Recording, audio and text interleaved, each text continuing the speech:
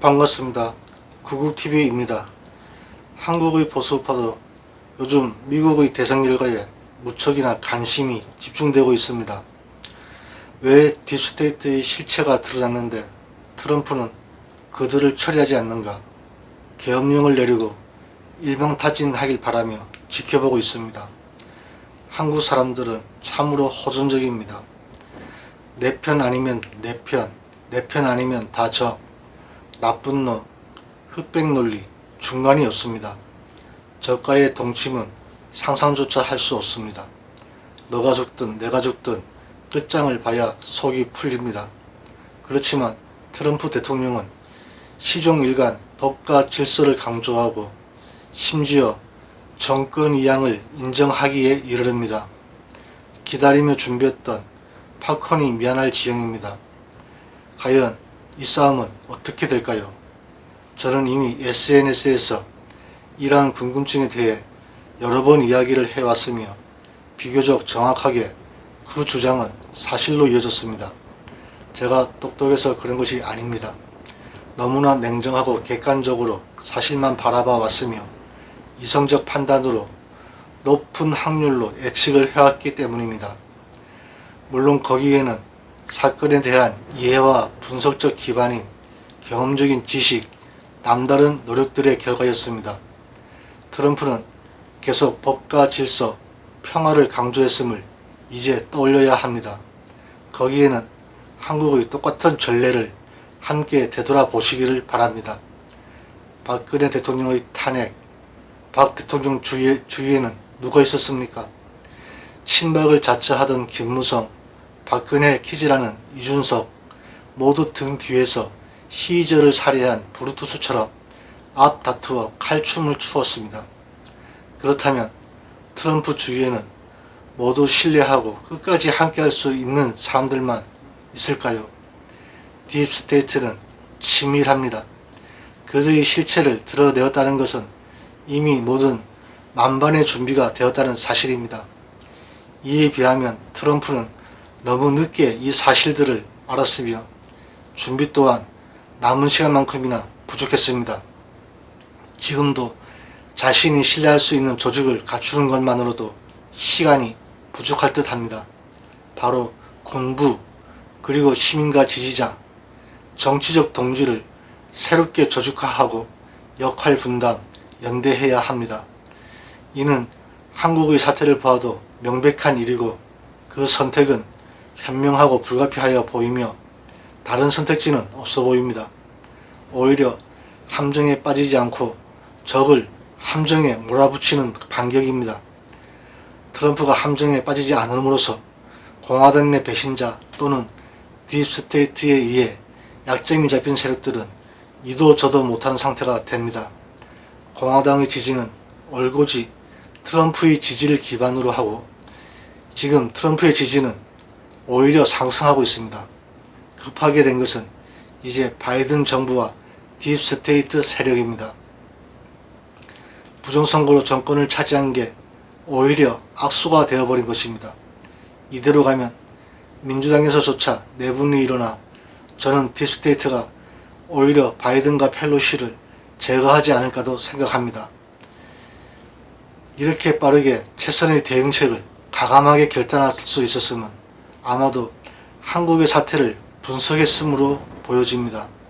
저는 오히려 트럼프의 결단이 더욱 통쾌하고 사이다 같은 반격으로 박수를 보냅니다. 딥스테이트의 실체를 이제 제대로 파악하고 정확한 대응을 선택한 것입니다.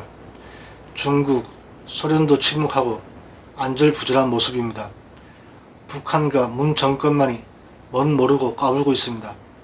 정치란 어차피 최선이 아니라 위험한 리스크를 최소화하는 것이 목적인 것입니다. 보수주의의 가치에도 합당한 것이고 정당이 정권 창출이 목적인 것도 우리는 주목해야 합니다. 그럼 왜 딥스테이트는 부정선거라는 모험과 악수를 선택할 수밖에 없었을까요? 트럼프가 이들의 실체를 알아버린 그 순간 이들 역시 다른 선택은 없었을 것입니다. 유일한 선택은 트럼프를 제거하는 것만 남은 것이죠. 하지만 상대는 트럼프입니다. 쉽게 당할 상대가 아니었던 것입니다. 그러함에도 불구하고 그 뿌리부터 짐작할 수 없는 오랜 역사 속에서 숨겨왔던 딥스테이트의 실체만큼 그들은 결코 만만한 적이 아닙니다. 그래서 저는 이들이 오히려 이제는 다시 지하로 숨어 들어가는 방어적 모습을 취할 것이란 판단이 됩니다. 공수가 체인지되는 것입니다. 그러는 한편 언론의 선동과 자익진영의 새로운 조직화, 사법, 행정을 장악하는 노력에 모든 힘을 쏟아붓게 될 것입니다. 많이 본 장면 아닌가요? 바로 김대중 노무현의 정권에서 있었던 그 모습 그대로가 미국에서 다시 재현되는 것입니다. 하지만 미국이 한국처럼 순순히 당할 만큼 만만한 국가입니까? 이제는 바이든 정권이라 코로나로 정권을 위협할 방법도 마땅히 통하지 않습니다. 남은 무기라고는 과거 딥스테이트가 월가에서 금융 디폴트를 저질렀듯 유동성을 마구 몰아넣어 거품으로 경제를 부풀리는 것이 유력합니다. 주식을 하시는 분들에게는 대단한 호재입니다. 이것은 딥스테이트의 이익에도 부합하는 일이니 최선의 전략이 되는 셈입니다. 그리고 중국, 북한은 평화 모드로 거기에 화답하게 될 것입니다. 한국 역시 문재인 정권의 위기를 이로 인해 극복하려 할 것입니다. 아니, 이것은 저의 예상, 내피셜이 아니라 이미 진행되고 있는 일입니다. 저는 이 싸움이 어떻게 될지만 소개하며 트럼프의 전략에 대해서는 설사 그것을 알게 되더라도 여기서 떠들지는 않을 것입니다. 다만 해킹전이 난무하는 첩보전 같은 것은 너무나 당연한 수순이라 굳이 숙일 것조차 없습니다. 트럼프의 가장 큰 숙제는 이 싸움에서 어떻게 많은 시민들에게 정보를 알리며 의식화하여 동참하게 하느냐 하는 것입니다. 시민 세력을 네트워크화해서 정보 공유의 플랫폼을 구축하는 일에 이 싸움의 승패가 갈리게 되는 것입니다. 그들의 실체가 드러나면 뭔 모르고 딥스테이트에 동조했던 언론들, 사법의 부역자들은 분열되고 일부는 공동 운명체로 그들과 끝까지 운명을 같이 하게 될 것입니다. 시민사회도 마찬가지입니다. 그들은 단지 동조자일 뿐이었지만 운명 공동체로 같이 남을 확률이 매우 큽니다. 이게 아이러니한 인간의 심리입니다. 자신이 딥스테이트에 동조했다는 사실을 인정하는 것보단 그러한 사실을 부정하고 도피하며 더 상대를 적으로 돌리고 스스로를 정당화시킬 것입니다. 그래서 이것을 저는 앞선 방송에서 영적 전쟁, 최후의 아마겟돈이라고 이야기했습니다. 변수는 오히려 딥스테이트와 무관한 이란과 북한이 될 수가 있습니다. 그리고 중국을 견제해야 하는 러시아 역시 상황이 무척 애매해졌습니다. 때론 이들과 동맹이 될 수도 있어야 하고 이 변수가 제어 가능해야만 모든 전략이 분명해지고 유효해질 것입니다.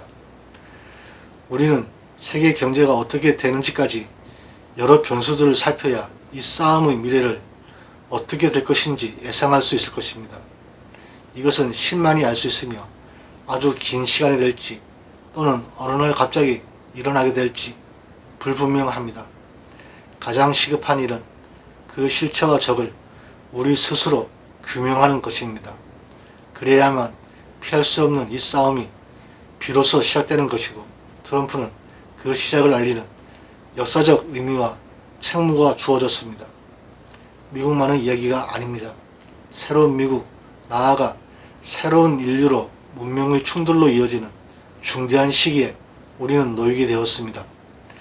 선악과 좌우의 이데올로기는 물론 민주주의의 가치, 종교적 의미, 사회의 정의마저 오히려 혼돈의 시대로 접어들게 되었습니다.